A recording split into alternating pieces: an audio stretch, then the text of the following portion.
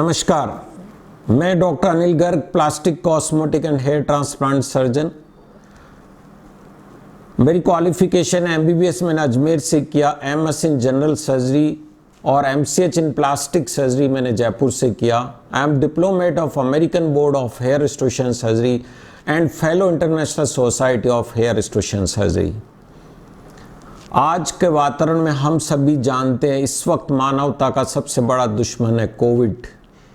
दोस्तों, कभी भी मानव से कोई जीत नहीं पाया है, यह हम ऐसा सोचते आए हैं, लेकिन कोविड ने ये एक संशय पैदा कर दिया है हमारे मन में कि शायद वो जीत जाए। लेकिन बड़ी बड़ी चीज़ों को हटा करके यदि हम कोविड से जंग जीतना चाहते हैं तो हम बहुत ही सिंपल चीज़ें हैं जो आपको, आपके परिवार को और आपके देश को इस कोविड से बचा सकती है। और वो बहुत ही सिंपल चीज़ें जो आज मैं आपको बताने जा रहा हूँ। कोविड के बारे में मैं थोड़ा संक्षेप में बताऊंगा, फिर आपको कौन से मेजर्स घर पर, रास्ते में, ऑफिस में लेने हैं उनके बारे में मैं बताऊंगा। और आपको अपनी इम्यूनिटी जो बहुत महत्वपूर्ण है, अंतिम जो शस्त्र है, अंतिम जो वेपन है किसी भी जीवाणु से, किसी भी बीमारी से, मीन्स इन्फेक्टिव डिजीज से लड़ने का, वो है हमारी इम्यूनिटी। उसके बारे में मैं आपको संक्षिप्त में बताऊंगा और उसका डिटेल एक यूट्यूब आप बाद में अलग से देख सकते हैं। कोविड एक वायरस है और ये हमारे लोअर रेस्पिरेटरी ट्रैक्ट को अफेक्ट करता है और इसकी जो रूट ऑफ एंट्री है वो हमारे नोज से होती है और मुंह से होती है। बहुत इंपॉर्टेंट चीज़ है, आप इस बात को समझिएगा कि इसकी entry mainly head and neck region से होती है, जिसमें नॉस्ट्रिल है, माउथ है और आपकी आईज है, कंजक्टिवा है। ये तीन है गेट आपके अंदर की, आपके शरीर की, आपके जो देश है ये, उसके अंदर एंट्री की सिर्फ 3 वीक पॉइंट है, वो है माउथ, नोज और आईज। यदि आप इन तीनों को बचा लेते हैं तो आप कोविड को अपने अंदर रोकने से रोक सकते हैं। और इसके लिए आपको कौन से चीज़ चाहिए वो मैं आपको बताऊंगा। दूसरा महत्वपूर्ण पॉइंट है एक कॉन्टैक्ट टाइम। यदि आप किसी कोरोना अफेक्टेड पेशेंट के कॉन्टैक्ट में आते हैं तो उसका कॉन्टैक्ट टाइम है 10 to 30 मिनट्स। मीन्स यदि आप कोरोना पॉजिटिव के पेशेंट के बहुत कम समय के लिए संपर्क में आते हैं या आप उसके पास से गुजरे तो इतना एकदम डरने की आवश्यकता नहीं है, क्योंकि इसका कांटेक्ट टाइम यदि आप 10 to 30 मिनट्स तक रहते हैं तो वो वायरस का इतना लोड होता है कि वो आपके शरीर में पहुंच सकता है। स्क्रीनिंग का हम सभी को पता है, थर्मल स्कैनर होता है और एक पल्स ऑक्सीमीटर होता है जिससे हम जांच करते हैं। अब एक एक करके मैं बताऊंगा कि ऑफिस में मैनेजमेंट कैसा करना है। ऑफिस में मैनेजमेंट करने के लिए सबसे इंपॉर्टेंट है hand wash and use your own pen. आपको स्वयं को अपना पेन काम में लेना है, पेन किसी के साथ भी शेयर नहीं करना है। Hand wash, frequent hand wash करना है। और यदि आप किसी फाइल को टच करते हैं, फाइल को आपको साइन करना है तो एक साथ एक दूसरी टेबल पे, एक टेबल पे रख करके एक साथ सारे साइन कर दीजिएगा। और उसके बाद में अपने हैंड वॉश अच्छी से मिनिमम 20 to 30 सेकंड्स तक आपको हैंड वॉश करना है। मिनिमम पर्सनल मीटिंग्स करनी है। ये ऑफिस मैनेजमेंट है। ऑफिस जाते वक्त आप लिफ्ट का कम से कम उपयोग करें। आप कार से जाते हैं, आपके पास ड्राइवर है तो आजकल उपलब्ध है, बहुत सारी पॉलीथीन शीट्स आती है जो in between your driver and your self आप उसको लगा सकते हैं। आप ये कई प्रकार के उपलब्ध हैं। अब मैं इससे संबंध में रिस्क फैक्टर आपको बताऊंगा कि एज मोर देन 60 ईयर्स यदि हैं तो आप कोविड से रिस्क पर हैं। फिर है अंडरलाइंग नॉन कम्युनिकेबल डिजीज हो गई, जैसे कि डायबिटीज़ है, हाइपरटेंशन है, कार्डिक डिजीजेज है, क्रॉनिक लंग डिजीज़ है, सीओपीडीज जिसे हम बोलते हैं, किडनी की डिजीज़ें हैं और इम्यून के सप्रेशन वाली डिजीज़ है और कैंसर है। जो भी बड़ी डिजीज़ेज है जिनको हम कहते हैं नॉन इन्फेक्टिव, उनके अंदर आप में कोविड प्रवेश होने के और आपके मॉर्बिडिटी के चांसेस ज़्यादा बढ़ जाते हैं। अब हम जो बेसिक मेजर्स हैं, 3 मुख्य चीज़ें हैं जो मैं आपको बताने जा रहा हूँ। हैंड का स्टरलाइजेशन, आपके हाथ कहीं टच हुए और मुंह पे टच हुए तो इन्फेक्शन शरीर में चला जाएगा। अतः फ्रीक्वेंट वो हैंड वॉश सबसे सुपीरियर चीज़ है। हैंड को डिसइंफेक्ट करने का, सोप से आप अच्छे से कम 20 से 25 सेकंड तक चारों तरफ हैंड वॉश करें। यदि हाफ स्लीव्स पहनते हैं तो लास्ट में आप इस पोर्शन को भी आप करिए, कम से कम यहाँ तक हैंड वॉश होना चाहिए। हैंड ड्रायर होते हैं कई ऑफिस में इलेक्ट्रिक, तो उनका उपयोग करिएगा। फिर आता है सैनिटाइजर्स, वेरियस सैनिटाइजर्स हैं। आप ये देखिएगा, ये जो सैनिटाइजर ये ड्रॉप की फॉर्म में देता है। एक ड्रॉप आया और अब आप इसको लपेटते हैं, ये पूरे हाथ में इतना अच्छे से स्प्रेड नहीं होता। और एक सैनिटाइजर होता है जो आप स्प्रे करते हैं, यदि आप इसको स्प्रे करते हैं तो पूरे हाथ में फोर्स से ये जाता है, तो ऐसे में ज़्यादा एरिया को ये कवर करता है। तो एज कम सुपीरियर मोस्ट हैंड वॉश हुआ, उसके बाद में ये ड्रॉप की फॉर्म में हुआ या डिस्पेंसर की फॉर्म में हुआ। जैसे आपके पास ये एक डिस्पेंसर है, एक ऐसा डिस्पेंसर हो सकता है और ऐसी बॉटल हो सकता और एक स्प्रे करने वाला हो सकता है। तो hand wash, spray and then dropper की फॉर्म में कोई भी सैनिटाइजर होता है, आपको यह भी देखना है कि वो सैनिटाइजर कैसा है। इस युग में घर घर में सैनिटाइजर बनाए जा रहे हैं और बेचे जा रहे हैं, तो जिसको आपने मार्केट से खरीदा आपको नहीं पता है, तो आप सबसे ज़्यादा जो रिलाई करना चाहिए, आपको हैंड वॉश पर रिलाई करना चाहिए। उसके बाद में आता सबसे इम्पॉर्टेंट हमारा जो बैरियर है वो है मास्क। ये मास्क कई प्रकार के होते हैं, मैं आपको बताऊंगा। ये 3 प्लाई मास्क है ना, एक सिंपल मास्क है जो हम सर्जन लोग काम में लेते हैं। इसको ऐसे पहनना है और ऐसे बांध देना है। वी ऑल नो इस मास्क की केयर सबसे महत्वपूर्ण है। यदि ये मास्क आप अच्छे से लगाते हैं तो आपका प्रोटेक्शन होगा। ये मास्क आपका दोस्त भी हो सकता है और ये मास्क आपका दुश्मन भी हो सकता है। अतः यह महत्वपूर्ण है कि मास्क का उपयोग कैसे करें, और उपयोग करने के बाद आप ऑफिस में, घर पे तो ऐसी आप एक खूंटी बना लीजिएगा और उस पर टांग दीजिएगा, यह भी एक महत्वपूर्ण है। तो मैंने बताया एक सिंपल 3 प्लाई मास्क। फिर आता है N95 मास्क। N95 मास्क, ये N95 मास्क, N95 का मतलब होता है कि ये 95% इफिशिएंट है। N99 आता है जो 99% इफिशिएंट होता है। इसके जो पोर साइज होते हैं वो पोर साइज इतने सूक्ष्म होते हैं कि उसमें से कोरोना का ये 3 to 4 mm होता, माइक्रो होता है इसका।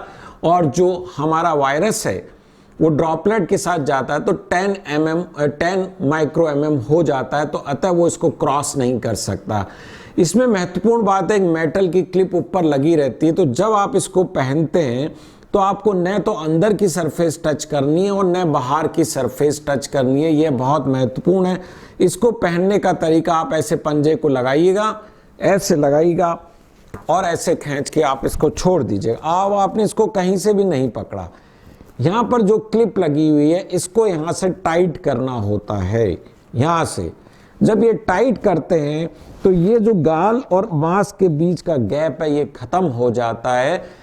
तो ये मास्क की विशेषता क्या है, ये चारों तरफ से सील होना चाहिए।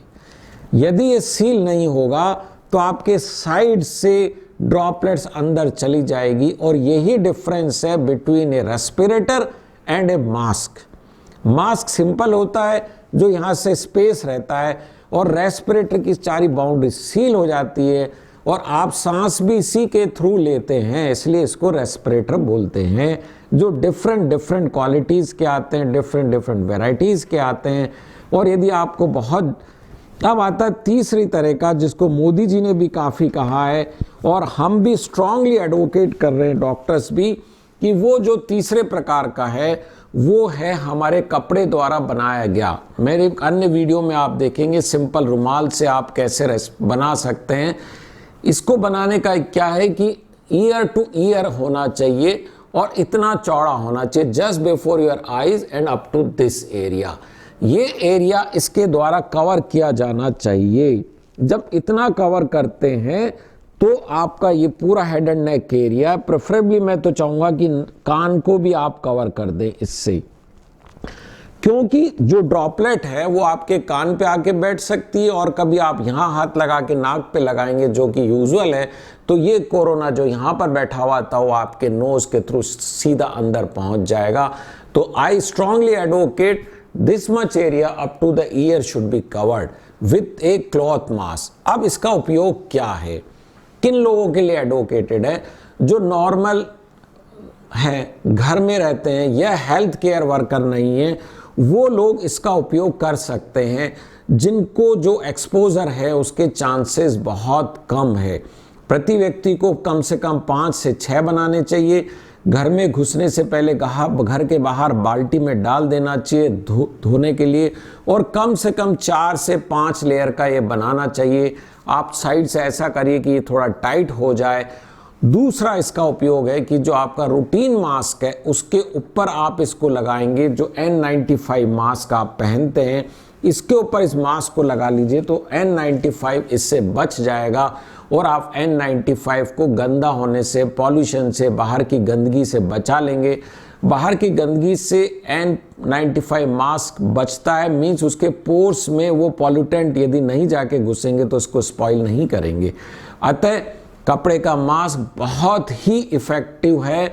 इसका किन लोगों के लिए उपयोग है ये मैंने बताया। इसका उपयोग आप N95 या दूसरे मास्क पे कर सकते हैं। एक व्यक्ति 5 से 6 मास्क बनाइए, घर में घुसने से पहले आप उसको बाल्टी में डाल दीजिए, फिर उसको धोइए और 5वें या 6ठे दिन इसको रिसाइकिल करिएगा।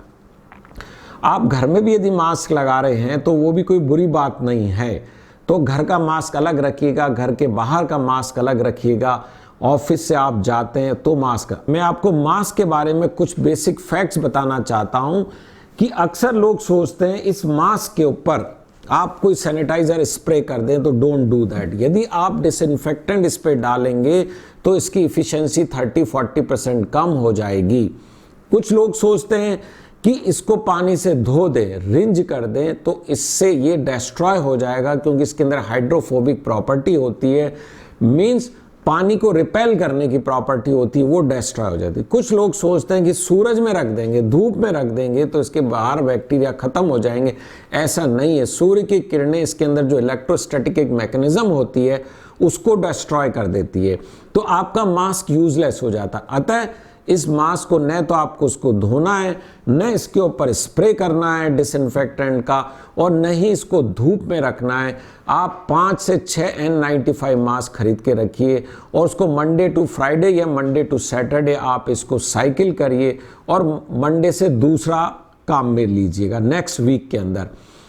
कुछ अब इसको जो काम में लेने के बाद इसको किस में रखें, सबसे अच्छा है तो आप न्यूज़पेपर, फ्रेश न्यूज़पेपर आपके घर में जो है उसके अंदर इसको लपेट के रख सकते हैं, उसका एनवलप बना सकते हैं, कागज के अंदर रखें। पॉलीथीन के बैग में कतई नहीं रखना है। यदि आप पॉलीथीन के बैग में रखेंगे तो ह्यूमिड हो जाएगा और ह्यूमिड होकर इसकी प्रॉपर्टी खत्म हो जाएगी। अतः इस मास्क की केयर अत्यधिक आवश्यक है। जिप लॉक में ना रखें। अब आपको मैंने बाकी चीज़ें बता दी है कि इसके साथ में क्या क्या करना है। ये आपका दोस्त भी हो सकता है और दुश्मन भी हो सकता है। अब इसके साथ दुश्मन कैसे हो सकता है, अक्सर मैंने देखा है कि लोग बार बार मास्क को छूते रहते हैं बाहर से। Very commonly they touch the mask, the outer surface of the mask. Even the senior persons मैंने देखा है, सीनियर हेल्थ वर्कर्स को देखा है, ऑफिशियल्स को देखा है, पॉलिटिशियंस को देखा है जो इसको छूते हैं बाहर से। तो उसको छूने से बचाने के 3-4 तरीके हैं। एक तो आपको आदत डालनी है, याद रखना है कि मेरे को बाहर से नहीं छूना। यदि आपने इसको बाहर से छुआ तो ये बैक्टीरिया जो वायरस है इसके बाहर जो बैठा हुआ है वो आपके हाथ में लग जाएगा और वो हो सकता है नाक मुंह में चला जाए। दूसरा एक बहुत सिंपल तरीका जो मैंने बनाया है, क्योंकि नाक मुंह को छूना एक बहुत सुलभ आदत है।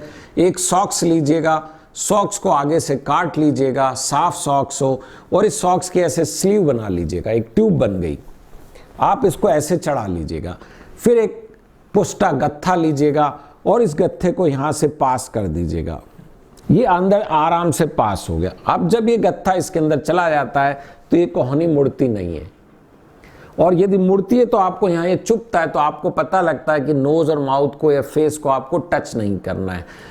जब आपको अपनी एल्बो को टच करना है, मान लो खाना खाते वक्त, तो आप सिर्फ इसको नीचे स्लाइड कर दीजिए तो एल्बो ओपन होगी। अब आप इसको फ्लेक्स कर सकते हैं। यह बहुत ही सुगम उपाय है जो आम आदमी इसको ले सकता है। ट्रैवलिंग के दौरान, घर के अंदर, घर के बाहर, ऑफिस के अंदर, सब जगह इसका उपयोग करना चाहिए, क्योंकि ये एक नॉर्मल रिफ्लेक्स, आदमी बार बार नाक मुंह को छूता है और यदि ये छूना आपने बचा लिया तो आपने अपने आप को कोविड से रक्षा कर ली। दूसरा एक बहुत सुगम तरीका है, वो है फेस शील्ड। ये फेस शील्ड आपको दिख रही होगी, बहुत ही इजीली उपलब्ध है और बहुत कम कीमत है, 300 रुपये इस फेस शील्ड की। आप इसको लगा लेंगे, इसको लगाने के बाद में आप देखेंगे हाई हैंड माउथ टच नहीं होगा, लेकिन इसके अंदर आपको मास्क को पहनना है। आप ये कतई ना सोचें कि फेस शील्ड लगा लेने से आपका नोज और माउथ से प्रोटेक्शन हो गया है, क्योंकि यहाँ से वेपर्स होकर अंदर जा सकती है, इसलिए इसके ऊपर मास्क लगा रहना चाहिए। मास्क के ऊपर फेस शील्ड क्यों? क्योंकि वो मास्क का प्रोटेक्शन कर रही है और हैंड टू माउथ को टच को रोकती है। यदि खरीदना नहीं चाहते हैं तो सिंपल पॉलीथीन ले लीजिएगा, उसमें छेद कर लीजिएगा और छेद करके इसका उपयोग कर सकते हैं। एवरीडे आप इसको चेंज कर सकते हैं, थ्रो कर सकते हैं और आप उसको वॉश करके रीयूज भी कर सकते हैं। ऐसे करके सिंपल ये फेस शील्ड बन गई। कोई भी पॉलीथीन, साफ पॉलीथीन ले लीजिएगा या फाइल का कोई जो फोल्डर आता उसको ले लीजिएगा। अतः मास्क को बचाने का तरीका कपड़े का मास्क और face shield. Hand to mouth touch कतई नहीं करना है, क्योंकि वो सबसे ज़्यादा इम्पॉर्टेंट है आपको अपने बचाने के लिए। तीसरा आता है बाल को भी बचाया जाना चाहिए। आप रूटीन कैप पहन सकते हैं, घर में कैप बना सकते हैं, एक ऐसी कैप बना सकते हैं जो आपके पूरे सिर को कवर करती है, ऐसी कैप बना सकते हैं और इसको यहाँ से बना दीजिएगा। सिंपल आपका ये एरिया कवर हो जाता है। मास्क हो गया, फिर उसके बाद में फेस शील्ड हो गया। तो जो ये आपका एरिया है, जिस एरिया से दुश्मन आपके शरीर में एंट्री कर सकता, आपने उसको चारों तरफ से स्ट्रॉन्ग कर दिया। तो आप कोविड से इन सिंपल तरीकों से अपने आप को बचा सकते हैं और इसमें कोई कॉस्ट नहीं लग रही है। कोई जरूरी नहीं है आप N95 महंगा खरीदें, लेकिन यदि आप खरीद रहे हैं तो मैंने आपको उसका उपयोग बताया। इसके आगे का वीडियो आपको मेरे नेक्स्ट वीडियो में विस्तार पूर्वक देख सकते हैं। आप इसके डिटेल में और जानना चाहते हैं तो रिजुवेनेट हेयर ट्रांसप्लांट सेंटर पर आप कॉल कर सकते हैं, व्हाट्सएप कर सकते हैं, ईमेल कर सकते हैं। हम आपके फ़ोन का जवाब पूर्णतः निःशुल्क देते हैं।